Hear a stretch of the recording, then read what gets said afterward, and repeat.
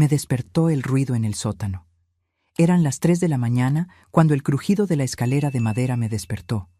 Nunca imaginé que las últimas palabras que escucharía de mi nieto serían: «Haz una maleta. Tenemos que salir de esta casa ahora». La mirada en su rostro era algo que nunca había visto antes. Miedo puro. Mientras conducíamos a través de la oscuridad, alejándonos de la casa donde viví por 37 años, me di cuenta de que a veces aquellos a quienes amamos son los que más nos hieren. Y que a veces son los que menos esperamos quienes terminan salvándonos. Pero antes de continuar, asegúrate de estar ya suscrito al canal y escribe en los comentarios: ¿desde dónde estás viendo este video? Nos encanta saber hasta dónde están llegando nuestras historias. Mi nombre es Elisa Monteiro. Tengo 69 años y esta es la historia de cómo descubrí que tenía algo terrible en mi sótano. Todo comenzó con pequeños síntomas: dolores de cabeza matutinos, náuseas persistentes, mareos al levantarme. Al principio, pensé que era solo la edad. Nuestros cuerpos cambian cuando envejecemos, dijo el doctor Ferreira cuando lo visité después de desmayarme en casa. Me hice exámenes, tomé vitaminas, intenté cambiar mi dieta. Nada ayudaba. Mi hijo Roberto venía a menudo, siempre preocupado, siempre solícito. «Yo me encargo de todo, mamá», decía, y se encargó. Contrató a una señora de la limpieza que venía 2 veces por semana. Hizo pequeñas reparaciones en la casa. Instaló nuevos sistemas de ventilación. Modificó mi habitación para mejorar la circulación del aire. En ese entonces, solo veía a un hijo dedicado. La casa donde vivo fue construida por mi esposo Carlos, ladrillo a ladrillo, en los años 80. Carlos era albañil, un hombre que creía que el trabajo manual era la forma más pura de expresión. Pasó 4 años construyendo nuestra casa, diseñando cada habitación, instalando cada puerta, clavando cada tabla del piso. Cuando murió de un infarto hace 5 años, sentí como si parte de la casa hubiera muerto también. Roberto siempre tuvo una relación complicada con su padre. Mientras Carlos trabajaba con las manos, Roberto se enorgullecía de su título de ingeniero. Mientras Carlos valoraba la sencillez, Roberto buscaba estatus. La tensión entre ellos era palpable en cada cena familiar. Cuando Lucas, mi nieto, comenzó a mostrar interés por la carpintería como su abuelo, la distancia entre padre e hijo solo aumentó.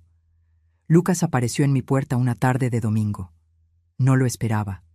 Estaba cubierto de polvo, un joven de 24 años con los ojos de su abuelo y manos callosas por el mismo tipo de trabajo. «Abuela, necesitamos revisar algo en el sótano», dijo sin mucha explicación. Me pareció extraño, pero lo seguí hasta la puerta del sótano. Bajó solo, pidiéndome que esperara. Me quedé en la cocina, observando por la ventana el jardín que Carlos había plantado.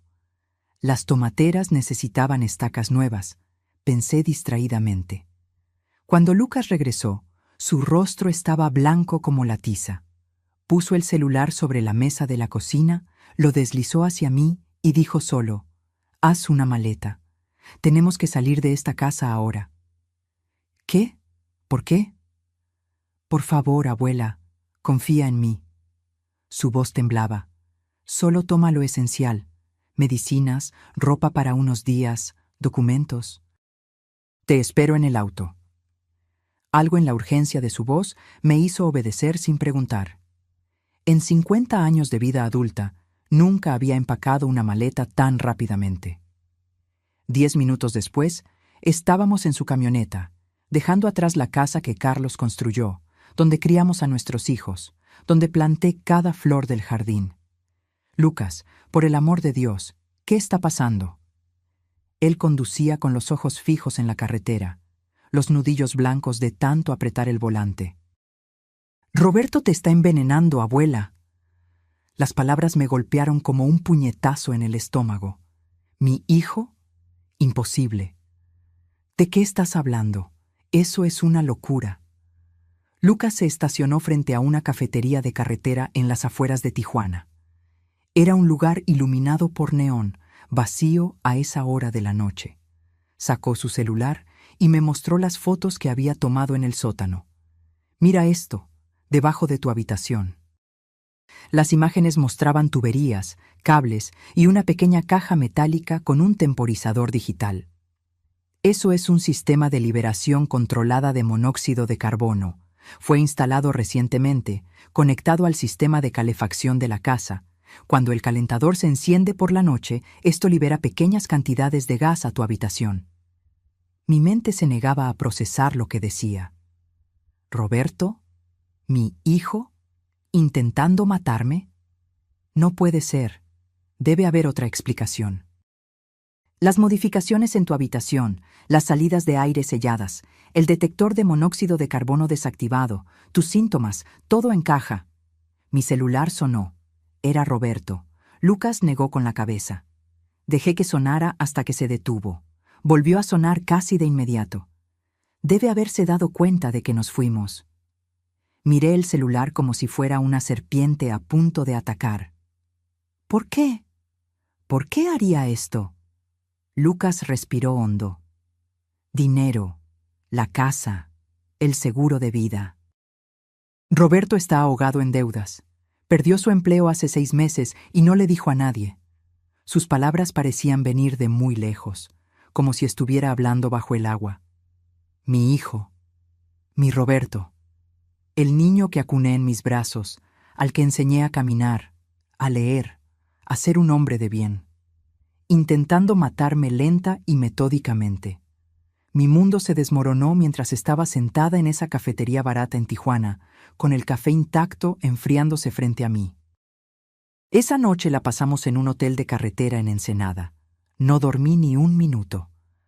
Cada vez que cerraba los ojos, veía las imágenes de ese dispositivo bajo mi habitación, contando las horas hasta mi muerte. Veía el rostro de mi hijo, imaginaba sus manos instalando aquello mientras yo dormía en el piso de arriba, confiando en él completamente. Lucas durmió en la butaca de la habitación, negándose a dejarme sola. Por la mañana, cuando el sol comenzaba a filtrarse por las cortinas delgadas, ya estaba al teléfono. Sí, oficial. Tenemos pruebas, fotos, el dispositivo todavía está instalado en la casa. Sí, entiendo. Necesitamos protección. Colgó con expresión frustrada. Quieren más evidencia antes de hacer cualquier cosa. Necesitan ver el dispositivo personalmente. Volvamos entonces, dije, sorprendiéndome a mí misma con la firmeza de mi voz. Es muy peligroso, abuela. Roberto puede estar allí. Es mi casa, la casa que tu abuelo construyó. No voy a dejar que la conviertan en una trampa mortal. Lucas dudó, pero accedió. Horas después, estábamos estacionando a 2 cuadras de mi casa en Monterrey. La patrulla policial nos esperaba como habíamos acordado. «¿Señora Monteiro?», preguntó el policía. «Soy el detective Ruiz. Su nieto me explicó la situación, pero necesito verlo personalmente antes de tomar cualquier medida». Caminamos en silencio hasta mi casa. El auto de Roberto no estaba en la entrada, pero eso no significaba que no estuviera cerca. «¿Tiene llave?», preguntó el detective. «Sí, y mi hija Marcia también». «Seamos rápidos entonces». Lucas abrió la puerta con su llave. La casa estaba en silencio, exactamente como la dejamos la noche anterior. Mi taza de té todavía a medio llenar en la mesa de la cocina. El libro que estaba leyendo aún abierto en el sofá. El detective siguió a Lucas hasta el sótano, mientras yo esperaba en la cocina, sintiéndome extraña en mi propia casa. Como si ahora fuera un lugar ajeno, hostil. Miré por la ventana y mi corazón casi se detiene. El auto de Roberto estaba doblando la esquina. «¡Están volviendo!», grité. Lucas y el detective subieron corriendo del sótano. «Lo encontramos. Es exactamente como dijo», confirmó el detective sacando su celular del bolsillo. «Voy a llamar a refuerzos». El auto de Roberto se detuvo frente a la casa. No estaba solo. Mi hija Marcia estaba en el asiento del pasajero. «Maldita sea», murmuró Lucas. «Los dos están juntos en esto». Roberto y Marcia entraron sin tocar. Cuando vieron al detective, se detuvieron abruptamente. «Mamá, ¿Qué está pasando?, preguntó Roberto, su semblante de preocupación demasiado perfecto para ser genuino. Sabemos lo que hiciste, dijo Lucas, posicionándose protectoramente frente a mí. Señor Roberto Monteiro, intervino el detective, encontramos un dispositivo instalado bajo la habitación de su madre, diseñado para liberar monóxido de carbono. ¿Sabe usted algo al respecto? La máscara de preocupación de Roberto vaciló por un instante. Sus ojos se encontraron con los míos, y en ese momento lo supe. Era verdad. Mi propio hijo había planeado mi muerte. Esto es ridículo, intervino Marcia. Lucas siempre ha tenido problemas con nosotros. Está intentando alejarnos de mamá. El dispositivo está ahí abajo, respondió Lucas, con tus huellas dactilares por todas partes, tío Roberto. Instalé un sistema de calefacción más eficiente, dijo Roberto con calma estudiada. Lucas está malinterpretando. ¿Un sistema que libera monóxido de carbono en su habitación?, preguntó el detective. Eso es absurdo, levantó la voz Roberto. Mamá está confundida, ha tenido alucinaciones por la edad, está cada vez más olvidadiza. La calumnia me golpeó como una bofetada. No solo intentaba matarme, sino que ahora intentaba hacerme parecer senil. Todo está documentado, señor Monteiro, dijo el detective, mostrando las fotos en su celular. Usted modificó las salidas de aire de su habitación, instaló un detector de monóxido de carbono falso y colocó un dispositivo de liberación controlada de gas bajo el piso. El rostro de Roberto se endureció. Toda la pretensión de preocupación desapareció. Tú no lo entiendes, dijo, la voz baja e intensa. Perdimos todo. El banco va a quitarnos la casa, la escuela privada de los niños, el tratamiento del marido de Marcia. Necesitábamos el dinero.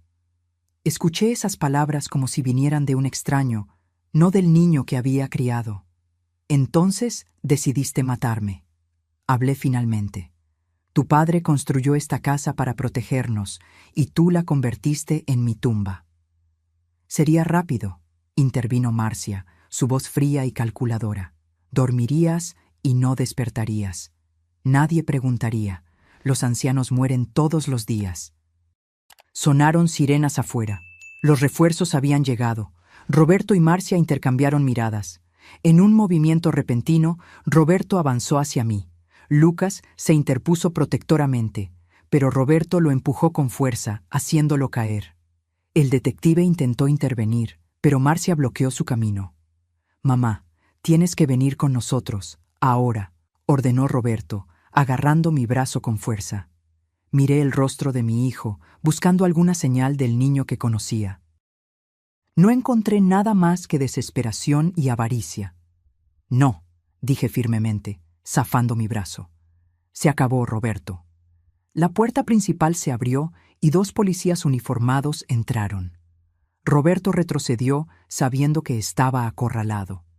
Roberto Monteiro y Marcia Monteiro Silva quedan arrestados por intento de homicidio. Observé en silencio mientras esposaban a mis hijos.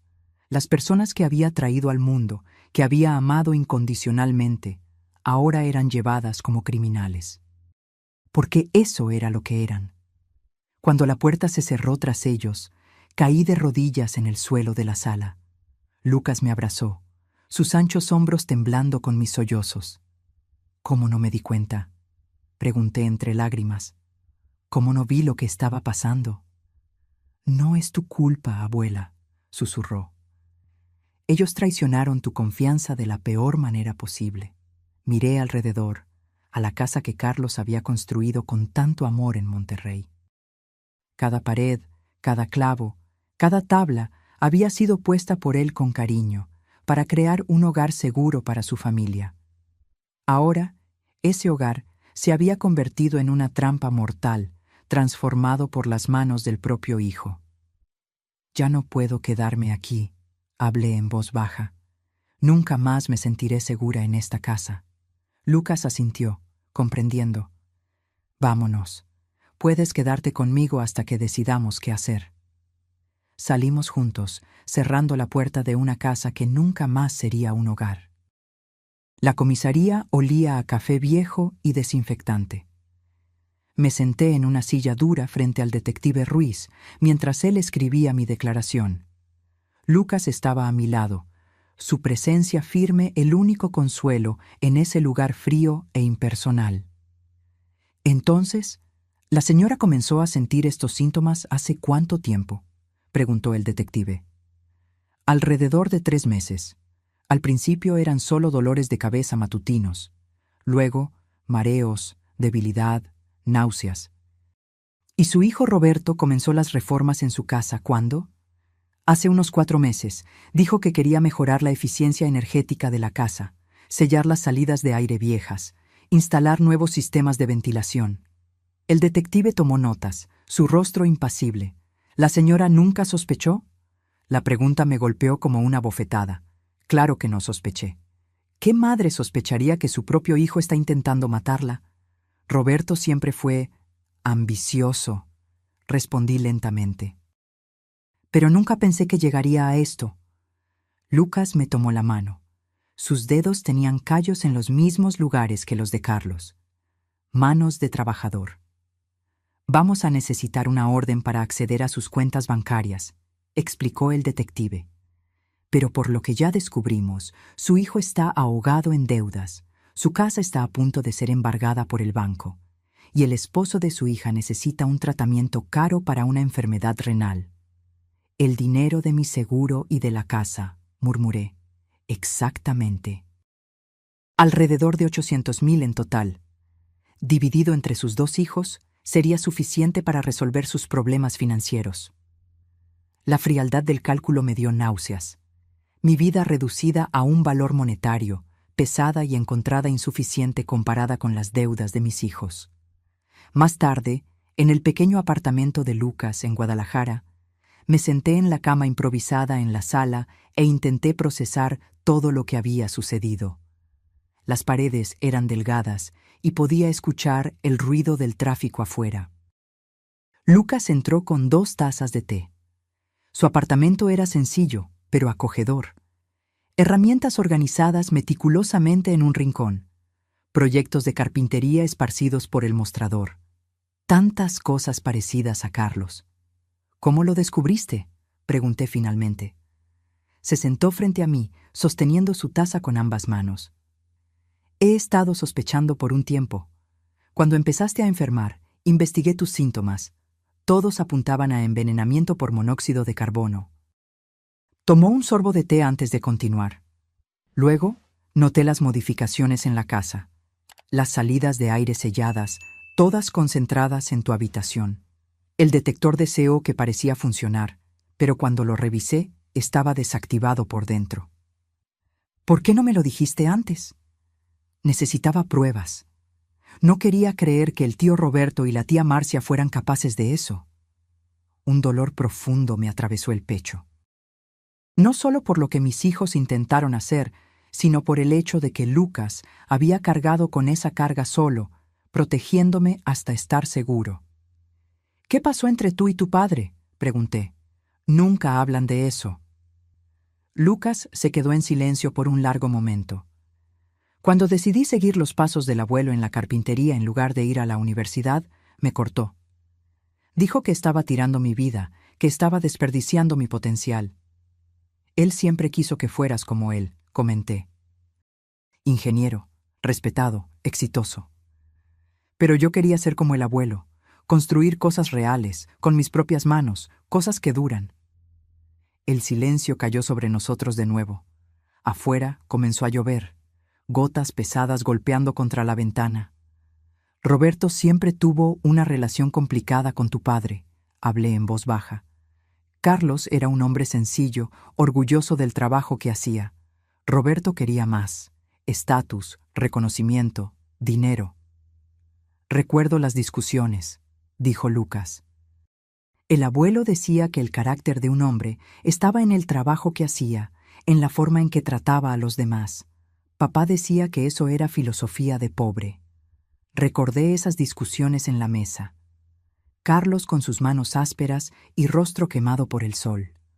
Roberto con sus trajes caros y desprecio mal disimulado por el trabajo de su padre. Tu abuelo construyó nuestra casa en 4 años, le conté. Después del trabajo, los fines de semana, días festivos. Roberto nunca quiso ayudar.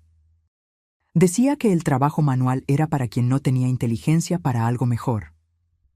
Y ahora usó esa inteligencia para transformar el trabajo del abuelo en una trampa mortal, dijo Lucas con amargura. La ironía no pasó desapercibida. Roberto, con su educación y conocimiento técnico, había usado esas habilidades no para construir, sino para destruir, para matar a su propia madre. ¿Cómo llegamos a esto?, pregunté, más para mí misma que para Lucas. Avaricia, respondió él simplemente. Desesperación. Papá siempre vivió por encima de sus posibilidades, siempre queriendo mostrar su éxito. Cuando todo se vino abajo, eligió el camino más fácil. Al día siguiente, recibí autorización para volver a la casa y recoger más de mis cosas. Lucas insistió en acompañarme. La casa se sentía diferente ahora, contaminada. Cada habitación, cada objeto familiar traía recuerdos que ahora estaban manchados por la traición. En mi habitación, miré el techo donde el detector de monóxido de carbono falso aún estaba instalado. Pensé en las noches que pasé allí, durmiendo pacíficamente mientras el gas se filtraba lentamente, envenenándome. Abrí el armario y comencé a seleccionar ropa. En el fondo encontré una vieja caja de zapatos. Dentro estaban las cartas que Carlos me escribió cuando éramos jóvenes. Sus planos para nuestra casa, dibujos detallados de cada habitación, cada puerta, cada ventana. ¿Abuela?, llamó Lucas desde la puerta. Encontré algo que deberías ver. Me llevó a la oficina, donde Roberto a menudo trabajaba cuando venía a visitarme.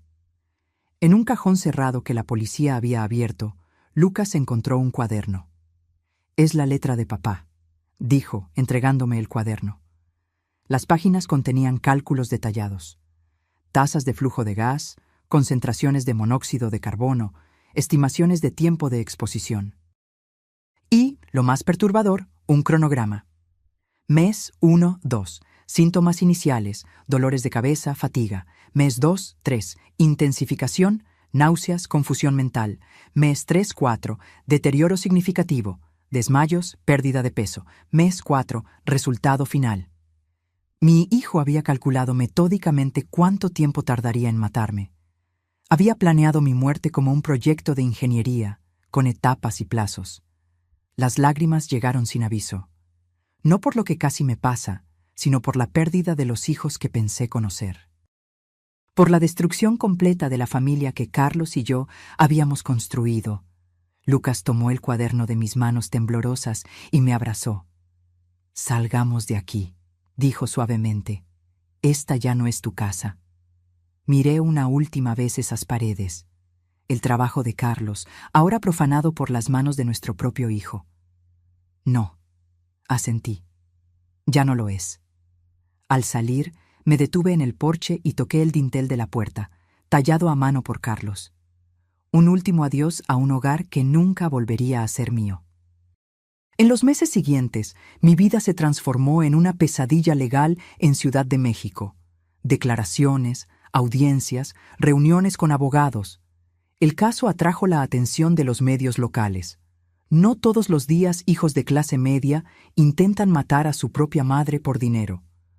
Roberto y Marcia fueron acusados formalmente de intento de homicidio, conspiración y varios otros crímenes. La evidencia era abrumadora. El dispositivo en el sótano, los meticulosos registros de Roberto, testimonios de vecinos que lo vieron haciendo reformas frecuentes. Lo que más me impactó fueron los correos electrónicos entre Roberto y Marcia, recuperados por la investigación. Mamá está cada vez más débil. El plan está funcionando. Un mes más y todo estará resuelto. ¿Estamos seguros de que nadie sospechará? ¿Y si piden autopsia? Ancianos con problemas cardíacos mueren todo el tiempo. Estoy monitoreando los síntomas. Parecerá natural. Mis propios hijos, discutiendo fríamente mi muerte como si fuera un problema de logística a resolver. La primera vez que los vi en la audiencia preliminar, casi no los reconocí. Roberto, siempre tan cuidadoso con su apariencia, parecía desaliñado en el mono naranja de la prisión. Marcia, mi niña siempre tan vivaz, estaba pálida y abatida. No me miraron ni una sola vez durante todo el procedimiento. El fiscal me llamó al día siguiente de la audiencia. «Señora Monteiro, tenemos evidencia suficiente para un juicio», explicó. «Pero si confiesan, podemos evitar este proceso largo y doloroso para la señora». ¿Confesarían? Sus abogados están sugiriendo la posibilidad de un acuerdo. Penas reducidas a cambio de una confesión completa. Parte de mí quería que enfrentaran toda la fuerza de la ley, que pagaran por lo que intentaron hacer. Otra parte, la madre que aún existía en mí, a pesar de todo, no soportaba la idea de verlos pudriéndose en prisión por el resto de la vida. ¿Qué tipo de pena reducida?, pregunté finalmente. Roberto obtendría 15 años, con posibilidad de libertad condicional después de 10. Marcia, por tener un papel secundario, 10 años, con posibilidad después de 6. Incluso reducidas, eran penas largas. Roberto tendría casi 60 años cuando saliera. Sus hijos, mis nietos que apenas me conocían, serían adultos. «Necesito pensar», respondí. Esa noche, sentada en el pequeño apartamento de Lucas en Guadalajara, miré por la ventana hacia la ciudad iluminada e intenté entender cómo habíamos llegado a ese punto. «¿Qué crees que debo hacer?», le pregunté a Lucas, que trabajaba silenciosamente en un proyecto de carpintería en el pequeño mostrador del rincón. Se detuvo, colocó la herramienta sobre la mesa y se volvió hacia mí. «No puedo decirte qué hacer, abuela. Es tu decisión. Pero quiero saber qué piensas». Suspiró profundamente. «Parte de mí quiere que paguen por cada minuto de sufrimiento que causaron, por haberte traicionado de la peor manera posible». Hizo una pausa, eligiendo cuidadosamente las palabras. «Pero otra parte entiende que, al final, todavía son tu familia, y que tal vez, algún día, querrás algún tipo de... no sé si reconciliación es la palabra correcta». Reconciliación. La palabra parecía absurda en el contexto. ¿Cómo reconciliarme con personas que habían calculado fríamente mi muerte? «Creo que quiero verlos», hablé de repente, antes de decidir sobre el acuerdo. Lucas me miró preocupado. «¿Estás segura? Va a ser difícil». «Necesito mirarlos a los ojos. Necesito entender». 2 días después, estaba sentada en una sala fría en la prisión de Tlalpan, esperando. Roberto entró primero, esposado, escoltado por un guardia. Se sentó frente a mí, separados por una mesa de metal. El hijo que yo conocía había desaparecido. En su lugar estaba un hombre abatido, con ojeras profundas y una mirada derrotada. «Mamá», dijo, su voz casi un susurro. «¿Por qué, Roberto?», pregunté directamente. «Quiero escucharlo de ti». Bajó los ojos hacia las esposas. Estábamos perdiendo todo: la casa, los ahorros, el futuro de mis hijos. Entonces decidiste matarme. Yo no vi otra salida. Estaba desesperado. ¿Desesperado hasta el punto de envenenar lentamente a tu propia madre? Roberto no respondió de inmediato. Cuando levantó los ojos, había lágrimas en ellos. Me dije que sería rápido, que no sufrirías, que a tu edad sería solo dormir y no despertar. La frialdad de sus palabras me causó un escalofrío. Incluso ahora intentaba justificar lo injustificable. «Tu padre construyó esa casa para protegernos», dije, mi voz temblando de emoción. «Puso cada ladrillo, instaló cada tubería pensando en nuestra seguridad. Y tú usaste ese mismo trabajo para intentar matarme». «Papá siempre fue tu prioridad», respondió Roberto con amargura repentina. «Tu precioso trabajador manual. Nunca importó cuánto me esforzara, cuánto éxito tuviera. Siempre era el trabajo de él lo que valorabas». «¿Eso justifica lo que hiciste?» «Nada lo justifica», admitió, la rabia desapareciendo tan rápido como surgió. «Yo lo siento mucho, mamá. Sé que nunca será suficiente, pero lo siento. Miré a mi hijo y no reconocí al hombre frente a mí. ¿Dónde estaba el niño que acuné en mis brazos? ¿El adolescente que me dio tanto orgullo con sus notas brillantes? ¿El joven prometedor que parecía destinado a grandes logros? Tu abogado mencionó un acuerdo. Hablé finalmente. Sí. ¿Quieres que lo acepte? La pregunta me tomó por sorpresa. Después de todo, todavía buscaba mi aprobación. Quiero que hagas lo que creas correcto, Roberto. Por primera vez en tu vida. Salí de la prisión sintiéndome extrañamente vacía. La conversación con Marcia había sido igualmente difícil. Lloró más, imploró perdón, habló del tratamiento caro de su esposo, de los hijos pequeños que la necesitaban. En el camino de vuelta, sentada en el auto junto a Lucas, me quedé en silencio por kilómetros. Van a aceptar el acuerdo. Hablé finalmente. ¿Cómo te sientes? No sé. Vacía. Como si una parte de mí hubiera muerto en esa casa. Lucas conducía con cuidado, sus ojos fijos en la carretera hacia Puebla. El abuelo siempre decía que perdonar no es olvidar. Es solo elegir no dejar que el dolor te consuma. No sé si algún día podré perdonar, Lucas. No sé si quiero perdonar. No tienes que decidir eso ahora, abuela.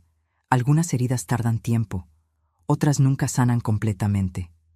Pasamos el resto del trayecto en silencio, cada uno perdido en sus propios pensamientos. Yo reflexionaba sobre las elecciones que nos trajeron hasta allí, las pequeñas decisiones, los resentimientos no resueltos, las expectativas no cumplidas que, sumadas a lo largo de décadas, culminaron en esta tragedia familiar. Roberto y Marcia aceptaron el acuerdo la semana siguiente. La confesión formal fue leída en voz alta en el tribunal. Cada palabra era como un cuchillo en mi corazón. La premeditación, el cálculo frío, la paciencia con la que planearon mi muerte. Los acusados confiesan haber instalado deliberadamente un sistema de liberación de monóxido de carbono en la residencia de la víctima, programado para liberar el gas en cantidades crecientes durante el periodo nocturno, con el objetivo de causar la muerte de la víctima de forma que pareciera natural, motivados por el deseo de obtener ganancia financiera a través de herencia y seguro de vida. Sentada en el banco delantero, escuché todo con una calma que me sorprendió. Tal vez estaba en shock, tal vez estaba solo demasiado cansada para sentir algo más que una profunda y dolorosa resignación. El juez aceptó el acuerdo. Roberto fue condenado a 15 años, Marcia a 10. Antes de que fueran llevados, el juez preguntó si me gustaría hacer una declaración. Inicialmente negué con la cabeza. Luego, de repente, me levanté. Sí, señoría, me gustaría decir algo.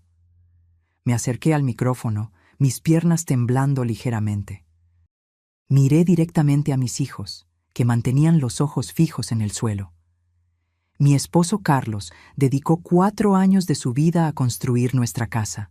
Cada pared, cada piso, cada sistema fue instalado por él, ladrillo a ladrillo, para crear un hogar seguro para nuestra familia. Ese era el legado que quería dejar. Mi voz se quebró momentáneamente. Respiré hondo y continué. Esa casa albergó a nuestra familia durante casi 4 décadas. Fue donde crié a mis hijos, donde celebramos cumpleaños, navidades, graduaciones, donde lloramos pérdidas y celebramos logros.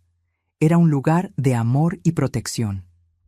Miré directamente a Roberto, que finalmente levantó los ojos hacia mí. Ustedes transformaron el trabajo de su padre, su amor, en un arma para matarme. No solo me traicionaron a mí, sino también a su memoria, el legado que él dejó. Lágrimas silenciosas corrían por el rostro de Marcia. Roberto permaneció impasible. No sé si algún día podré perdonarlos, no sé si quiero, pero sé que Carlos estaría devastado al ver en lo que se convirtieron sus hijos. Volví a mi lugar junto a Lucas, que me tomó la mano mientras los guardias se llevaban a mis hijos para comenzar sus sentencias. Salimos del tribunal bajo la mirada curiosa de reporteros y curiosos en Puebla. La historia se había difundido. la anciana casi asesinada por sus propios hijos que querían su herencia. ¿Estás bien?, preguntó Lucas cuando llegamos al auto. No, respondí honestamente. Creo que no estaré bien por mucho tiempo, pero estoy viva, gracias a ti. Él sonrió tristemente y encendió el auto. ¿A dónde vamos ahora, abuela? Miré por la ventana hacia el cielo gris de invierno. Hacia adelante, Lucas. Es el único camino posible. La casa se quedó vacía por meses. No podía volver a vivir allí. Cada habitación estaba contaminada por los recuerdos de lo que casi sucede. Pero tampoco podía deshacerme de ella de inmediato. Era el último vínculo físico con Carlos, con la vida que construimos juntos. Continué en el pequeño apartamento de Lucas. Él insistió en que me quedara el tiempo que fuera necesario, transformando su sofá en cama todas las noches sin jamás quejarse. «Necesitamos hablar de la casa», dijo una mañana, mientras tomábamos café. «No podemos dejarla abandonada para siempre». Tenía razón, por supuesto. Las cuentas seguían llegando. El jardín que Carlos plantó con tanto cariño estaba muriendo sin nadie que lo cuidara. Los vecinos habían comenzado a quejarse. «No puedo imaginar extraños viviendo allí», confesé. «Usando los armarios que Carlos construyó, durmiendo en las habitaciones donde criamos a nuestros hijos». «¿Y si no fueran extraños?», sugirió Lucas cautelosamente. Lo miré confundida. «He estado pensando», continuó. «La habitación donde estaba instalado ese dispositivo puede ser completamente reconstruida. Puedo rehacer el piso, las paredes, todo, hacerla segura de nuevo. ¿Quieres vivir allí?». «No exactamente». Él dudó. «En realidad estaba pensando en nosotros dos. Tú podrías quedarte con la habitación principal, la que era del abuelo. Yo me quedaría con la antigua habitación de invitados». La idea me tomó por sorpresa. Volver a esa casa, incluso con Lucas. «No sé si podría dormir allí de nuevo», admití.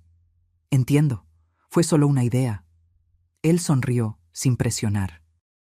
«De todas formas, necesitamos decidir qué hacer con ella». Esa noche no pude dormir. Me quedé mirando el techo del apartamento de Lucas, pensando en la casa que Carlos construyó en Oaxaca, en la forma en que medía 2 veces antes de cortar, en la precisión con la que alineaba cada pieza, en el orgullo en sus ojos cuando mostraba su trabajo.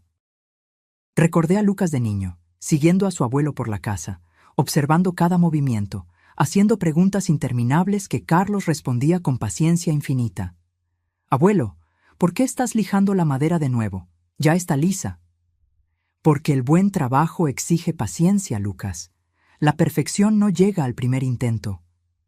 Por la mañana, cuando Lucas se preparaba para ir a trabajar, tomé mi decisión. «Vamos a reformar la casa», anuncié. Se detuvo a mitad de ponerse la chaqueta. «¿Estás segura?». «No para que yo viva allí, al menos no por ahora, pero no puedo dejar que el trabajo de tu abuelo se pierda, y no quiero que extraños vivan allí». Lucas sonrió, una sonrisa que iluminó su rostro de una manera que no veía desde hacía meses. «Puedo empezar este fin de semana», dijo. «Podemos empezar», corregí. «No seré solo una espectadora esta vez». Comenzamos por la habitación donde el dispositivo había sido instalado. Lucas arrancó todo el piso, revelando el espacio donde Roberto había colocado el mecanismo mortal. Juntos limpiamos todo, quitamos cualquier rastro de lo que había sucedido allí. Trabajábamos los fines de semana y algunas noches después del trabajo de Lucas. Él me enseñó a lijar madera, a medir con precisión, a cortar siguiendo la línea. «El abuelo estaría orgulloso de ti», dijo una noche, observándome aplicar barniz en un nuevo estante. «Tienes manos firmes». Siempre pensé que no tenía talento para esto. Carlos intentó enseñarme, pero yo estaba demasiado ocupada con los niños, con mi trabajo como maestra. Nunca es tarde para aprender. A medida que restaurábamos la casa, también restaurábamos algo en nosotros mismos. El dolor no desapareció. Dudo que algún día desaparezca completamente, pero se transformó en algo más manejable. El trabajo manual tenía un efecto terapéutico que ninguna sesión con psicólogos había logrado proporcionar. Un día, encontramos una caja escondida detrás de una pared falsa en la oficina. Dentro había cuadernos antiguos de Carlos, dibujos detallados de la casa, notas sobre cada etapa de la construcción, incluso un diario donde registraba sus pensamientos. Sentados en el suelo polvoriento, Lucas y yo pasamos horas leyendo esas páginas. La caligrafía cuidadosa de Carlos, los bocetos precisos, las reflexiones sobre lo que significaba construir un hogar para su familia. Hoy terminé la habitación de Roberto, decía una entrada. Él no demuestra interés por lo que hago, pero espero que algún día comprenda que cada clavo, cada tabla, es una expresión de mi amor por él, que esta habitación lo proteja y albergue sus sueños. Las lágrimas llegaron sin aviso. Lucas puso su brazo alrededor de mis hombros y lloramos juntos por primera vez desde que todo sucedió. Lloramos por lo que perdimos, por lo que pudo haber sido, por la traición que desgarró a nuestra familia. Pero también lloramos por alivio, por seguir vivos, por haber encontrado un camino a través de la oscuridad. Después de 3 meses de trabajo constante, la casa estaba irreconocible. La habitación donde Roberto había instalado el dispositivo mortal ahora era una oficina luminosa. Las paredes habían sido pintadas en colores vibrantes, elegidos por Lucas para alejar las sombras, como él decía. Los sistemas de ventilación fueron completamente rehechos, siguiendo los planos originales de Carlos que encontramos en sus cuadernos. Lucas instaló detectores de monóxido de carbono de última generación en todas las habitaciones, probándolos obsesivamente. Un sábado, mientras pintábamos la sala de estar, Lucas hizo una pausa y me miró con seriedad. «Abuela, hay una cosa que he querido contarte». Dejé el pincel a un lado, notando la tensión en su voz. «¿Qué pasó?» «Conocí a alguien. Una diseñadora de interiores que trabaja en un proyecto conmigo. Se llama Elena». Sonreí, genuinamente feliz por él. «Eso es maravilloso, Lucas. Quiere conocerte. De hecho, tuvo una idea para esta casa que le gustaría compartir contigo». Algunos días después, Elena vino a cenar con nosotros al apartamento de Lucas en Oaxaca.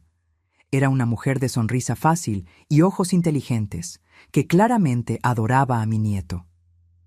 «Señora Monteiro», dijo después de la cena, «Lucas me contó la historia de su casa». «¿Lo que pasó allí?» Miré a Lucas, que asintió alentadoramente. «Trabajo con espacios traumatizados», continuó Elena. «Lugares donde sucedieron cosas terribles. Creo que los espacios pueden sanarse, al igual que las personas». «¿Y cómo haces eso?», pregunté intrigada. «Transformándolos por completo, dándoles un nuevo propósito, uno que honre lo que sucedió, pero no permita que la tragedia defina el espacio para siempre». Sacó un portafolio de su bolso y lo abrió en la mesa de la cocina. «Estos son algunos de mis proyectos. Una casa donde ocurrió un asesinato, transformada en un centro comunitario. Un apartamento donde una familia entera murió en un incendio. Ahora un estudio de arte para niños en riesgo». Las fotos mostraban espacios luminosos, acogedores, llenos de vida. Nada en ellos sugería las tragedias que habían ocurrido allí. «Lucas mencionó que usted fue maestra», dijo. «Por 35 años, escuela primaria. ¿Y si transformáramos su casa en un espacio educativo en Cancún? Un lugar donde los niños pudieran aprender carpintería, arte, música, un memorial vivo para su esposo, no para lo que sus hijos intentaron hacer». La idea me golpeó con una fuerza inesperada. Carlos siempre había hablado de enseñar carpintería a los niños del barrio cuando se jubilara. Nunca tuvo la oportunidad. El infarto se lo llevó antes. «Una escuela de artes manuales», murmuré. A Carlos le habría encantado eso. Lucas me dijo que su esposo creía en el valor del trabajo bien hecho, en la dignidad del trabajo manual, continuó Elena. «Imagino un espacio que honre ese legado». Miré a Lucas, que observaba a Elena con admiración evidente. «¿Ya sabías esto?», le pregunté. «Hablamos de algunas posibilidades», admitió. Pero la decisión es tuya, abuela. Es tu casa. Es la casa que Carlos construyó, corregí suavemente. Y creo que él aprobaría esta idea. En las semanas siguientes trabajamos con renovada energía. La casa no solo sería restaurada, sería transformada. Elena trajo sus conocimientos de diseño, creando espacios funcionales para talleres, aulas, áreas de convivencia. Lucas lideró la parte constructiva, siguiendo fielmente los principios que aprendió de su abuelo. Contrató a algunos amigos carpinteros para ayudar con los trabajos más pesados, pero insistió en hacer personalmente todas las piezas que requerían mayor precisión. En cuanto a mí, descubrí un talento inesperado para la organización del proyecto, para asegurar que la visión de Carlos estuviera presente en cada detalle. En un día particularmente agotador, me senté en el porche recién construido, observando la puesta de sol. Lucas y Elena trabajaban adentro, sus voces y risas ocasionales llegando hasta mí. Por primera vez en meses, sentí paz, no la ausencia de dolor. Esa todavía estaba allí, probablemente siempre lo estaría. Sino una sensación de que algo bueno podría surgir incluso de las peores traiciones. Que el legado de Carlos no sería el intento de asesinato, sino este nuevo propósito para la casa que él construyó. La Escuela de Artes Manuales, Carlos Monteiro, fue inaugurada 6 meses después en Cancún. Conseguimos financiamiento del ayuntamiento y donaciones de empresas locales. Lucas sería el profesor principal de carpintería. Elena se encargaría de las clases de diseño. Yo, a pesar de estar jubilada, volvería a enseñar, no matemáticas o español como antes, sino a coordinar proyectos integrados que unirían arte y conocimiento práctico. El día de la inauguración miré alrededor a lo que habíamos logrado. La casa estaba irreconocible y, al mismo tiempo, más fiel a la visión original de Carlos que nunca. ¿Qué te parece?, preguntó Lucas, deteniéndose a mi lado mientras observábamos a los niños del barrio explorando curiosamente las nuevas salas. Creo que transformamos un intento de muerte en una celebración de vida, respondí. Y esa es la mayor victoria que podríamos tener. Pasó un año. La escuela prosperaba, con lista de espera para todos los grupos. Lucas y Elena estaban prometidos, planeando una boda sencilla en el jardín que habíamos reconstruido en la parte trasera de la casa. Yo vivía ahora en un pequeño apartamento cerca de la escuela, a pocos minutos a pie. No pude volver a dormir en la casa. Algunos recuerdos son demasiado difíciles de superar, pero pasaba mis días allí, enseñando, coordinando, observando con satisfacción cómo los niños aprendían a crear con sus propias manos. Una mañana de otoño, mientras organizaba materiales para la clase de la tarde, la secretaria de la escuela me buscó con expresión preocupada. «Doña Elisa, hay una carta para usted, del sistema penitenciario». Mi corazón se aceleró. En todo ese tiempo no había tenido ningún contacto con Roberto o Marcia. No respondía a las cartas que intentaron enviar en los primeros meses. Le pedí al abogado que se encargara de cualquier asunto legal que surgiera. Con manos ligeramente temblorosas, abrí el sobre oficial. Era una notificación. Roberto había solicitado una visita. El sistema penitenciario quería saber si yo aceptaría. ¿Algún problema, abuela? Lucas entró en la sala, sus manos aún sucias de aserrín de su última clase. Roberto quiere verme. Lucas se puso tenso de inmediato. No tienes que ir. Lo sé. Después de todo lo que hizo, lo sé, Lucas. Nos quedamos en silencio por un momento. Por la ventana podíamos ver a los niños jugando en el jardín durante el recreo. Creo que tengo que ir, respondí lentamente. No por él, sino por mí. Lucas frunció el ceño preocupado. ¿Quieres que vaya contigo? No, esto es algo que tengo que hacer sola. Una semana después, estaba sentada en una sala de visitas de la prisión en las afueras de Ciudad Juárez, esperando. Mi corazón latía fuerte y tuve que controlar la respiración para calmarme. La puerta se abrió y Roberto entró, escoltado por un guardia.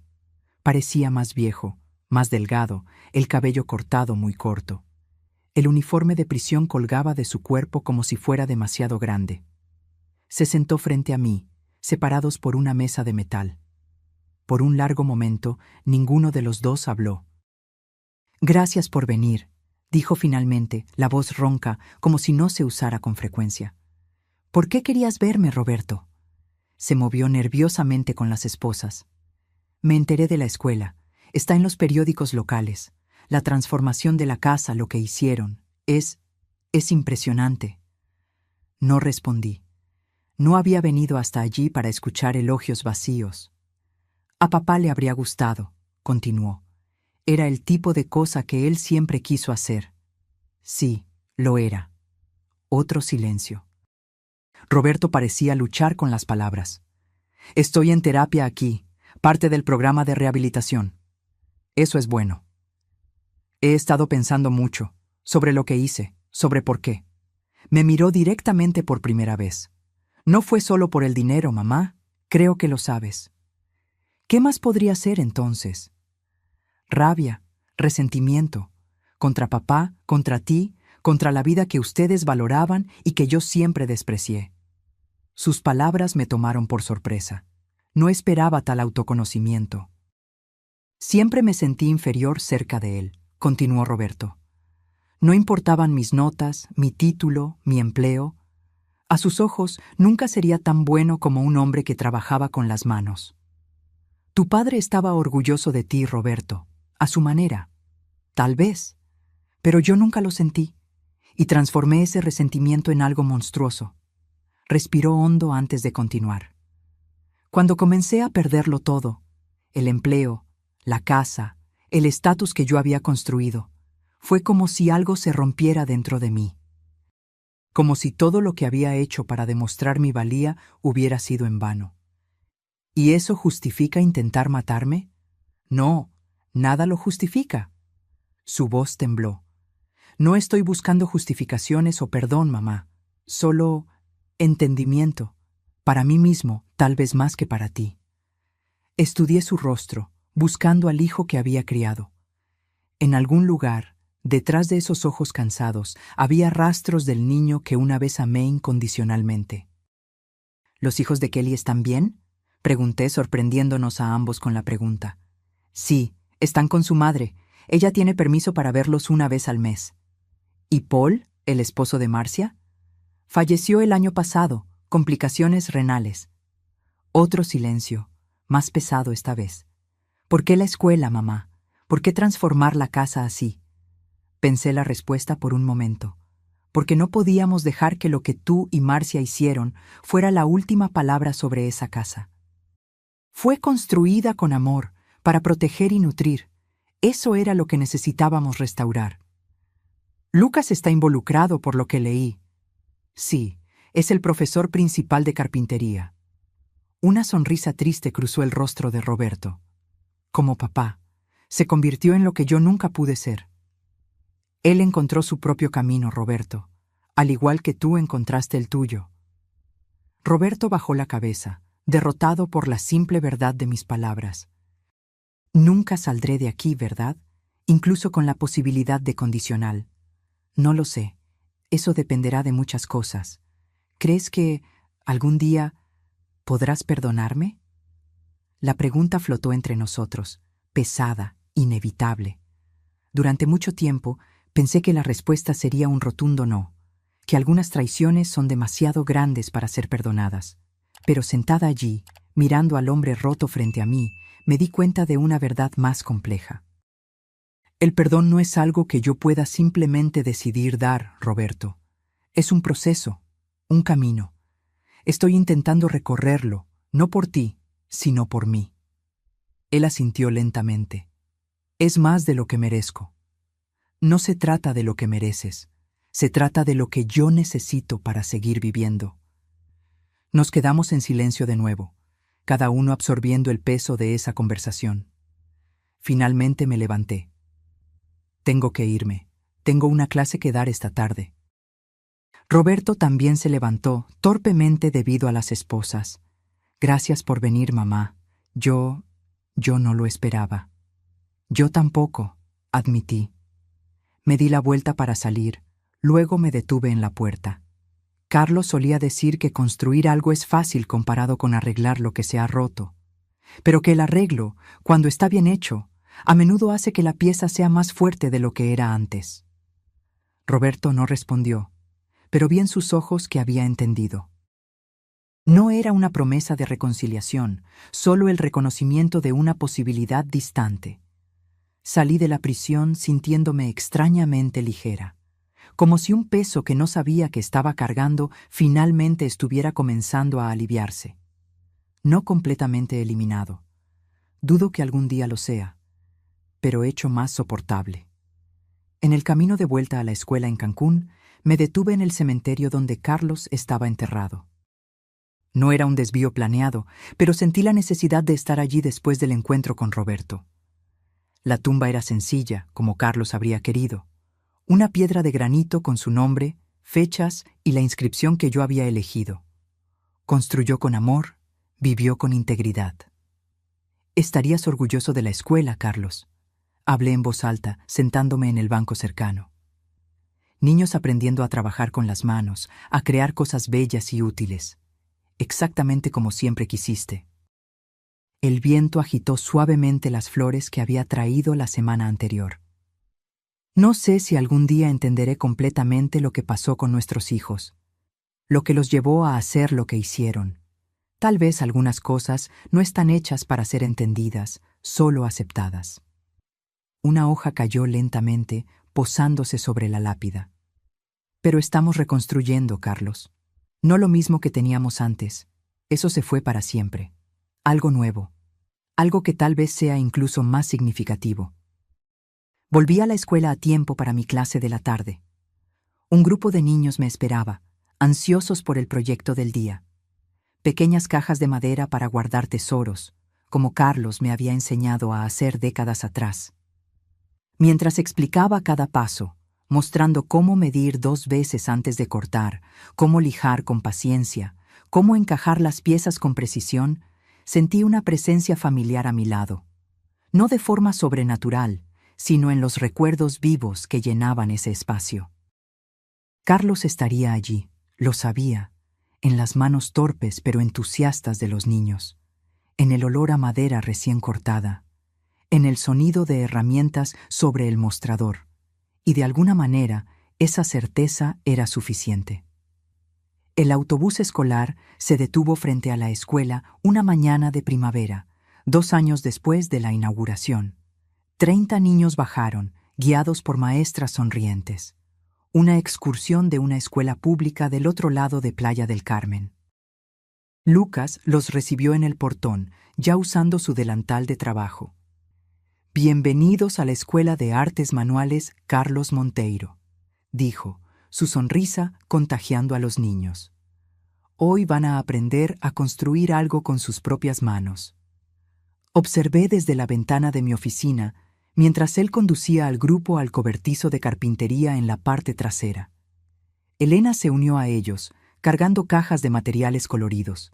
Nuestra pequeña escuela había crecido más allá de las expectativas. Lo que comenzó como un proyecto de sanación personal se convirtió en un centro educativo reconocido en la ciudad. Ofrecíamos clases gratuitas para escuelas públicas y becas para niños de familias de bajos recursos. El financiamiento venía de donaciones, asociaciones con empresas locales y de las mensualidades de los grupos regulares. La casa que Carlos construyó, que casi se convirtió en mi tumba, ahora era un lugar de creación y aprendizaje. Volví mi atención a los papeles en mi escritorio. Una carta de la prisión. Marcia sería liberada en condicional el próximo mes. Su abogado preguntaba si yo tendría objeciones. No las tenía. Después de la visita a Roberto, algo había cambiado en mí. No un perdón completo, tal vez, sino una forma de aceptación. El teléfono sonó, interrumpiendo mis pensamientos. «Doña Elisa, hay un hombre aquí en la recepción que quiere hablar con usted. Dice que es de la prensa». Suspiré. Desde que nuestra escuela ganó un premio estatal de educación alternativa, los periodistas aparecían con frecuencia. «Lo recibiré», respondí. El hombre que esperaba en la recepción no parecía un periodista típico. Más viejo, cabello canoso, ropa sencilla. «¿Señora Monteiro?», preguntó, extendiendo la mano. «Soy Antonio Vargas. Trabajé con su esposo en la construcción, hace muchos años». Sorprendida, le estreché la mano. «¿Conoció a Carlos?». «Por casi 2 décadas. Éramos amigos, además de colegas». Lo invité a mi oficina, intrigada. Carlos hablaba poco de sus colegas de trabajo. «¿En qué puedo ayudarlo, señor Vargas?». Sacó un sobre de cuero gastado de su bolso. «Encontré algo que creo que deberían tener». Estaba organizando cosas viejas en mi sótano y encontré estos dibujos que Carlos hizo. Abrió el sobre y sacó hojas amarillentas de papel. Planos, bocetos, notas detalladas. Esto es el proyecto original para una escuela de carpintería que él quería construir cuando se jubilara, completó Vargas. Carlos hablaba mucho de eso. Era su sueño. Mis manos temblaron al tocar los papeles. La caligrafía familiar, los dibujos precisos, fechados en 1998, casi 20 años antes de su muerte. «Nunca me mostró estos planos», murmuré. Carlos era reservado sobre sus sueños. Decía que no quería crear expectativas hasta estar seguro de que podría realizarlos. Estudié los dibujos. El proyecto era sorprendentemente similar al que habíamos implementado, aunque lo habíamos hecho todo sin conocer estos planos. «¿Cómo supo de nuestra escuela?», pregunté. Vi el reportaje en el periódico. Reconocí la casa de inmediato. Carlos mostró fotos de ella tantas veces, orgulloso de cada detalle. «¿Y usted guardó estos dibujos todo este tiempo?». Carlos me dio copias para opinión profesional. Luego, bueno, la vida pasa. Nos distanciamos, como sucede a veces. Cuando supe de su muerte, ya había pasado casi 1 año. Hizo una pausa, mirando por la ventana a los niños que ahora jugaban en el jardín. Cuando vi lo que hicieron con la casa, transformándola exactamente en el tipo de escuela que él soñaba construir, parece que, de alguna manera, su sueño encontró un camino para realizarse. Llamé a Lucas, que vino rápidamente del cobertizo, aún con aserrín en el cabello. «Lucas, él es Antonio Vargas, un amigo de tu abuelo. Trajo algo que necesitas ver». Cuando Lucas vio los dibujos, sus ojos se llenaron de lágrimas.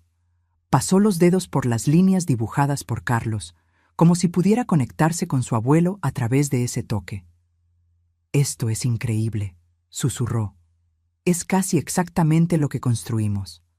«Sin que nunca hubiéramos visto estos planos», completó Lucas, admirado. «Es como si de alguna manera, como si él los estuviera guiando», sugirió Vargas con una sonrisa amable. No era una explicación sobrenatural lo que buscaba, pero la coincidencia era demasiado poderosa para ser ignorada. De alguna manera, sin conocer los planos de Carlos, habíamos construido su sueño. ¿Hablaba mucho de este proyecto?, le pregunté a Vargas. Constantemente. Era su gran ambición para la jubilación. Un lugar donde los niños pudieran aprender habilidades prácticas que no se enseñan en las escuelas comunes. Donde pudieran descubrir el valor de crear algo con sus propias manos. Lucas pasó los dibujos a Elena, que se había unido a nosotros, atraída por el murmullo. «Esto es extraordinario», comentó estudiando los dibujos. «Las salas están dispuestas casi exactamente como diseñamos, sin haber visto esto nunca». Vargas se quedó a almorzar. Compartió historias sobre Carlos que yo nunca había oído. Aventuras en obras, proyectos desafiantes, momentos de camaradería. «Carlos hablaba mucho de usted y de los niños», mencionó mientras tomábamos café después de la comida. Estaba tan orgulloso cuando Roberto entró a la Facultad de Ingeniería. Intercambié una mirada con Lucas. El nombre de Roberto rara vez se mencionaba en la escuela. Tenía grandes esperanzas para Roberto, continué, cautelosa. Quería que siguiera sus propios sueños, incluso si eran diferentes a los de él. Sí, lo mencionó varias veces. Decía que, en el fondo, la ingeniería y la carpintería no eran tan diferentes. Ambas eran formas de construir, de crear. Esas palabras se quedaron conmigo después de que Vargas se despidió, prometiendo volver para una visita más larga, tal vez incluso ofrecer un taller especial para los alumnos. Esa noche, sentada en el balcón de mi apartamento en Playa del Carmen, reflexioné sobre el pasado y el presente que estábamos construyendo. Los dibujos de Carlos, ahora enmarcados y colgados en mi oficina de la escuela, parecían un vínculo tangible entre lo que se perdió y lo que se había recuperado. Una semana después de la visita de Vargas, recibí una llamada telefónica inesperada. «Señora Monteiro, le llamamos del hospital penitenciario. Su hijo Roberto sufrió un ataque cardíaco. Está estable ahora, pero pidió hablar con usted». Mi corazón se disparó. A pesar de todo lo que había sucedido, la idea de Roberto enfermo, solo en una cama de hospital de prisión, despertó en mí un instinto maternal que pensé que había muerto. «Dígale que iré mañana», respondí después de un breve silencio. Lucas insistió en acompañarme hasta el hospital en las afueras de Ciudad Juárez, aunque accedió a esperar afuera. La seguridad era rigurosa. Pases por detectores de metal, cacheo, escolta hasta el ala médica. Roberto estaba pálido, conectado a monitores cardíacos. Parecía envejecido más allá de sus años, el cabello ahora más canoso que oscuro. Abrió los ojos cuando entré, una expresión de sorpresa y alivio cruzando su rostro. «Mamá, ¿viniste?»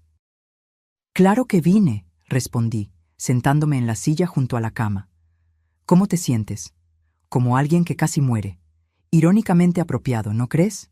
Incluso enfermo, su tendencia al sarcasmo persistía. «¿Qué dijeron los médicos?» «Obstrucción coronaria, hereditaria probablemente, como papá». La mención a Carlos flotó entre nosotros, cargada de significados no expresados. «¿Pueden tratarlo?», pregunté. «Ya lo hicieron. Angioplastia. Tengo stents ahora». Hizo una pausa. «El médico dijo que tuve suerte. Si hubiera pasado durante la noche, probablemente no habría sobrevivido». La fragilidad de la vida humana nunca me pareció tan evidente como en ese momento. Roberto, que había planeado tan metódicamente mi muerte, casi pierde su propia vida por el mismo mal que se llevó a su padre. «Vi en los periódicos lo de la escuela», comentó después de un largo silencio. «Parece impresionante». «Es un buen lugar», respondí simplemente. «Estamos haciendo un buen trabajo allí. Lucas está involucrado, por lo que leí». «Sí, es el profesor principal de carpintería». Roberto miró al techo, evitando mi mirada. «Papá lo habría aprobado. Él siempre quiso hacer algo así». «Lo sabemos. Un amigo suyo apareció recientemente con los dibujos originales que Carlos había hecho para una escuela de carpintería. Sorprendentemente similar a lo que creamos, sin haber visto nunca los planos». Roberto giró su rostro hacia mí, genuinamente sorprendido. Nunca me habló de eso. «Había muchas cosas que ustedes no compartían». «Sí», un suspiro profundo. «Tantas cosas no dichas, tantas oportunidades perdidas». Nos quedamos en silencio de nuevo. El monitor cardíaco marcaba latidos regulares, un recordatorio constante de la fragilidad de la vida que había estado dispuesto a quitar. «El ataque cardíaco me hizo pensar», dijo finalmente, «sobre papá, sobre ti, sobre lo que hice». «¿Y qué pensaste?»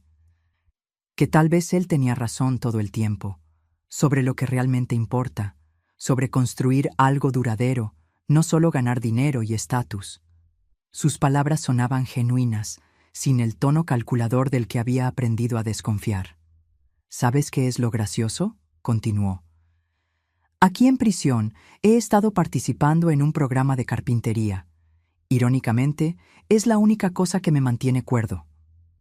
«¿Tú? ¿En un programa de carpintería?». Una sonrisa débil apareció en su rostro. «Empecé como terapia ocupacional, pero descubrí que me gusta. Hay algo en este trabajo, la precisión, la paciencia necesaria, ver algo tomar forma bajo tus manos. Tu padre solía decir lo mismo. Sé que es demasiado tarde para muchas cosas. dijo Roberto, su voz bajando a casi un susurro. No espero perdón, no lo merezco, pero quería que supieras que finalmente entiendo un poco de lo que él intentó enseñarme todos esos años. Miré a mi hijo, este extraño familiar que había intentado matarme y que ahora hablaba con una sinceridad que no escuchaba de él desde que era niño. Había una vulnerabilidad en sus ojos que me recordó a cuando tenía 7 años y venía a mi cama durante las tormentas, asustado por los truenos. Nunca es demasiado tarde para entender, respondí finalmente, aunque sea demasiado tarde para arreglar. ¿Crees que él me perdonaría? Papá, quiero decir. La pregunta me tomó por sorpresa. No por su contenido, sino por la vulnerabilidad genuina con la que fue hecha. Carlos era un hombre que creía en las segundas oportunidades. Respondí cuidadosamente. Valoraba la capacidad de aprender de los errores, de reconstruir lo que se había roto. ¿Y tú, mamá? ¿Tú algún día podrás perdonarme? La pregunta que siempre supe que vendría, eventualmente. La pregunta para la que yo todavía no tenía una respuesta definitiva. Estoy intentando, Roberto, no por ti, sino por mí misma. El odio y el rencor son pesos demasiado grandes para cargar hasta el final de la vida. Él asintió, aceptando lo máximo que yo podía ofrecer en ese momento. Marcia sale en condicional el próximo mes, comenté, cambiando ligeramente el tema. Lo sé. No estamos exactamente en contacto. Las cosas se pusieron difíciles después de que Paul murió. ¿Tiene a dónde ir? Su hija mayor la aceptará, por lo que entendí. Nos quedamos en silencio de nuevo, cada uno perdido en sus propios pensamientos. El sol de la tarde comenzaba a bajar, arrojando sombras largas a través de la ventana enrejada. Tengo que irme, hablé, levantándome. Hay una clase que necesito preparar para mañana. Gracias por venir, dijo Roberto, su voz débil. Significó mucho. En la puerta me detuve y me di la vuelta. Cuídate, Roberto. Sigue las indicaciones médicas. Lo haré. Salí sintiéndome extrañamente ligera. Como si algo que había estado atrapado dentro de mí durante años finalmente estuviera comenzando a soltarse. No un perdón completo, tal vez. Eso todavía parecía demasiado distante. Pero un pequeño paso hacia alguna forma de paz. Lucas me esperaba en el estacionamiento, preocupado. ¿Cómo fue?, preguntó, abriendo la puerta del auto para mí. Sorprendentemente, bien. Entré en el auto pensativa. Tuvo un ataque cardíaco como tu abuelo. ¿Está en peligro? No de inmediato. Le hicieron una angioplastia. Lucas condujo en silencio por unos minutos antes de preguntar. Habló de... ya sabes. No directamente, pero parecía genuinamente arrepentido. ¿Le crees? Miré por la ventana hacia la ciudad que pasaba, reflexionando. Creo que sí, lo que no significa que confío en él, o que algún día volveré a confiar. Lucas asintió, comprendiendo la complejidad de lo que yo estaba sintiendo. Mencionó que está participando en un programa de carpintería en la prisión, comenté, casi riendo de la ironía. Dijo que es lo único que lo mantiene cuerdo. Lucas me miró sorprendido. Luego volvió sus ojos a la carretera. El abuelo se estaría riendo de eso, dijo finalmente. O tal vez no, respondí. Tal vez solo estaría aliviado de que Roberto finalmente entendiera lo que él intentó enseñar durante todos esos años. El tiempo pasó, las estaciones cambiaron. La escuela prosperaba, creciendo más allá del espacio de la casa original. Adquirimos el terreno vecino, y Lucas lideró la construcción de un nuevo cobertizo para talleres avanzados. Elena y Lucas se casaron en una ceremonia sencilla en el jardín de la escuela en Cancún, rodeados de amigos, alumnos y sus familias. Los observé intercambiar votos bajo el gran roble que Carlos había plantado cuando compramos la casa. Prometo construir nuestro futuro con el mismo cuidado y dedicación que aprendí de mi abuelo, dijo Lucas, su voz fuerte y clara, midiendo 2 veces, cortando una y asegurando que cada pieza encaje perfectamente. Elena, radiante en un vestido sencillo que ella misma había creado, respondió: «Y yo prometo traer color y diseño a nuestra vida juntos, transformando el espacio que construiremos en un verdadero hogar». Sentada en la primera fila, sequé lágrimas silenciosas. Carlos debería estar allí, pensé. Debería ver al hombre en que se convirtió su nieto, la escuela que su sueño inspiró, la vida que continuaba floreciendo a pesar de todo. Después de la ceremonia, durante la pequeña recepción, noté una figura dudosa en la entrada del jardín. Marcia, más delgada y con el cabello completamente canoso, miraba incierta la celebración. Me acerqué a ella, sorprendiéndome a mí misma por la falta de amargura que sentía. «Viniste», dije simplemente. «No sabía si sería bienvenida», respondió nerviosa. «Puedo irme si lo prefieres». «¿Lucas te invitó?» «Sí, envió una invitación a mi dirección. Me sorprendió. Miré a mi nieto que bailaba con Elena en el centro del jardín. Él había mencionado que estaba pensando en invitar a Marcia, pero no confirmó su decisión. Otro ejemplo de la generosidad de espíritu que había heredado de Carlos. «Eres bienvenida aquí hoy», hablé finalmente. «Este es un día de celebración, no de rencores». Marcia parecía frágil en su vestido sencillo, sus manos arrugadas sosteniendo firmemente un pequeño bolso. La prisión había dejado marcas profundas en ella. «La escuela es increíble», comentó mirando alrededor. «Leí sobre ella en los periódicos. Están haciendo un trabajo maravilloso». «Gracias».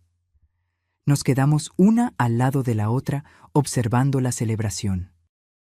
No había necesidad de palabras. ¿Qué podríamos posiblemente decirnos la una a la otra después de todo lo que había pasado? Lucas notó la presencia de Marcia y se acercó a nosotros, Elena a su lado. «Tía Marcia», dijo, extendiendo la mano. «Gracias por venir». «Felicidades», respondió ella, estrechando su mano y luego la de Elena. «Hacen una pareja hermosa». «¿Conociste nuestra escuela?», preguntó Elena con la amabilidad que la caracterizaba. «Solo lo que leí en los periódicos». «Te la mostraré después de la recepción», ofreció Lucas, sorprendiéndome de nuevo. «Si tienes tiempo». Me encantaría», respondió Marcia, visiblemente emocionada. Me alejé, dejándolos conversando. Necesitaba un momento a solas para procesar lo que estaba sucediendo. Encontré un banco tranquilo bajo un árbol y me senté, observando la celebración desde lejos. Alguien se acercó. Antonio Vargas, el antiguo amigo de Carlos, ahora un visitante frecuente de la escuela y ocasionalmente un instructor invitado. «¿Puedo unirme a usted?», preguntó. «Claro». Se sentó, una copa de champán en la mano. «Una hermosa pareja», comentó, observando a Lucas y Elena que ahora conversaban animadamente con un grupo de amigos. «Carlos estaría orgulloso». «Sí, lo estaría». «¿Esa es su hija?», preguntó, notando a Marcia que permanecía apartada, claramente incómoda. «Sí». No ofrecí más explicaciones, y Vargas fue lo suficientemente sensible como para no preguntar. Todos en Cancún conocían la historia. Había sido noticia de primera plana durante semanas.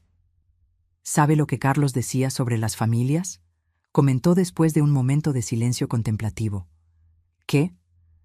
«Que son como casas. Tienes que construirlas con una base sólida, pero incluso las mejores estructuras a veces desarrollan grietas. Lo importante no es evitar las grietas, eso es imposible, sino saber cómo repararlas cuando aparecen». Lo miré, sorprendida por la perspicacia de la observación. ¿Carlos decía eso? Muchas veces, especialmente cuando enfrentaba dificultades con sus hijos. Desvié la mirada hacia Marcia de nuevo. Ahora estaba conversando con una de las maestras de la escuela, todavía visiblemente tensa, pero haciendo un esfuerzo. «Algunas grietas son demasiado grandes para ser reparadas», comenté. «Tal vez». Pero Carlos también decía que siempre hay materiales nuevos, técnicas nuevas, que a veces no arreglas algo para que quede exactamente como era antes, lo reconstruyes para que sea algo nuevo, algo diferente, pero aún funcional. Las palabras resonaron profundamente en mí. No se trataba de restaurar lo que se había perdido, esa familia que existía antes de la traición. Se trataba de construir algo nuevo a partir de los escombros, algo que reconociera el pasado sin ser definido por él. Algunos meses después de la boda, Elena anunció que estaba embarazada. La noticia trajo una alegría que no creía posible sentir de nuevo. Un nuevo comienzo, una nueva generación libre del peso del pasado. ¿Será niño o niña?, pregunté durante una cena en mi apartamento. No queremos saber todavía, respondió Lucas, sosteniendo la mano de Elena. Preferimos la sorpresa. ¿Ya pensaron en nombres?, pregunté. Elena y Lucas intercambiaron miradas cómplices. Si es niña, estamos pensando en Elisa, respondió Elena, sonriéndome. Las lágrimas vinieron de inmediato, imposibles de contener. ¿Y si es niño?, pregunté cuando recuperé la voz. Carlos, respondió Lucas simplemente. Esa noche, después de que se fueron, me quedé sentada en mi apartamento, pensando en círculos y renacimientos, en cómo la vida continúa, incluso después de las peores traiciones, en cómo el amor persiste, encontrando nuevos canales cuando los antiguos están bloqueados. Tomé el teléfono e hice una llamada que había pospuesto por meses. Centro de detención. ¿En qué puedo ayudar? Me gustaría agendar una visita a Roberto Monteiro, por favor. A la semana siguiente, me senté de nuevo en la sala de visitas de la prisión en Ciudad Juárez. Roberto parecía mejor que en mi última visita. Había recuperado algo de peso y su color estaba más saludable. Mamá, no esperaba verte tan pronto. Tengo noticias, respondí, directa al grano. Lucas y Elena están esperando un bebé. Su rostro se iluminó genuinamente. Eso es maravilloso. ¿Cuándo? Primavera del próximo año. Principios de abril, probablemente. Un bebé, repitió, como si saboreara la palabra. Voy a ser... Bueno, técnicamente seré un abuelo. No corregí la vacilación. Legalmente, él todavía era el padre de Lucas, a pesar de todo. Biológicamente, sería abuelo del niño. Pero qué papel realmente tendría en la vida de este nuevo ser era una cuestión mucho más compleja. Si es niño, lo llamarán Carlos, le conté. Roberto se quedó en silencio por un momento, sus ojos suavizándose. ¿Y si es niña? Elisa. Él sonrió, una sonrisa genuina y sin reservas. Nombres perfectos. Conversamos por casi una hora. Por primera vez en años, hablamos no sobre el pasado, sobre lo que se había perdido o destruido, sino sobre el futuro, sobre posibilidades, sobre esperanza. Cuando me levanté para irme, Roberto dijo, «Mamá, sé que no tengo derecho a pedir esto, pero ¿crees que algún día podré conocer a mi nieto o nieta, aunque sea solo a través de fotos?» La pregunta era demasiado compleja para ser respondida en ese momento. No puedo prometer eso, Roberto. No depende solo de mí. Lucas y Elena tendrán la última palabra sobre quién formará parte de la vida de su hijo. Él asintió, aceptando la respuesta. Entiendo, y lo respeto. En la puerta me di la vuelta una última vez. Pero hablaré con ellos. Es todo lo que puedo prometer ahora. El alivio y la gratitud en sus ojos eran palpables. En el camino de vuelta, reflexioné sobre círculos de dolor y sanación, sobre cómo las familias pueden ser destrozadas y tal vez, solo tal vez, reconstruidas de formas diferentes, más sabias. No como eran antes, sino como algo nuevo, forjado en las duras lecciones del pasado. La primavera llegó, trayendo consigo a Carlos Roberto Monteiro Silva, 8 libras y 2 centímetros de pura promesa. Con su cabello oscuro y ojos curiosos, parecía absorber el mundo con una intensidad que me recordaba tanto a Lucas como al abuelo cuyo nombre llevaba. Lo sostuve por primera vez en el hospital en Cancún, maravillada con su perfección, con la forma en que sus pequeños dedos se cerraban firmemente alrededor del mío. «Ya tiene fuerza en las manos», comenté a Lucas. «Como tú tenías. Como tu abuelo tenía. Tal vez tengamos otro carpintero en la familia, respondió Lucas, orgulloso. O tal vez un artista, añadió Elena sonriendo. O un ingeniero, hablé en voz baja. ¿Quién sabe lo que elegirá ser? Lucas me miró, comprendiendo lo que yo no había dicho explícitamente. Más tarde, cuando estábamos solos en la habitación del hospital, Elena amamantando al pequeño Carlos, Lucas me llevó al pasillo. Lo mencionaste a propósito. A mi padre. No intenté negarlo. Sí. ¿Por qué? Pensé cuidadosamente antes de responder. Porque él es parte de quien eres, parte de quien es el pequeño Carlos, nos guste o no. Lucas se quedó en silencio, procesando mis palabras. «Lo visitaste recientemente, ¿verdad?», preguntó finalmente. «Sí, para contarle sobre el bebé». Otro largo silencio. Pidió conocer a Carlos algún día, aunque sea solo a través de fotos. Continué. Dijo que la decisión sería de Elena y tuya, por supuesto. Lucas se recostó en la pared, el cansancio de la noche sin dormir evidente en su rostro. «No sé si estoy listo para eso», confesó. «No tienes que decidir ahora. Ni nunca, si no quieres». «¿Qué harías en mi lugar, abuela?».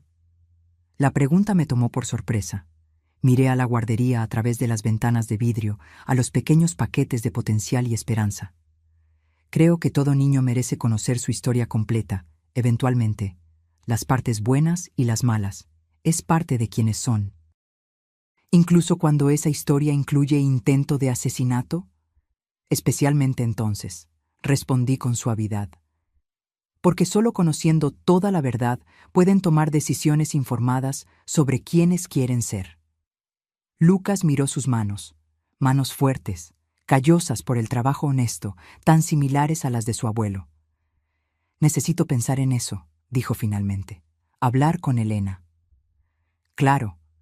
Volvimos a la habitación, donde Elena se había dormido con el bebé seguro en sus brazos. Lucas los observaba con tanto amor que sentí mi corazón expandirse. Era esto, me di cuenta, el verdadero legado de Carlos, no la casa que construyó, ni siquiera la escuela que su sueño inspiró, sino este amor, esta capacidad de construir y reconstruir lazos, incluso después de las peores tormentas.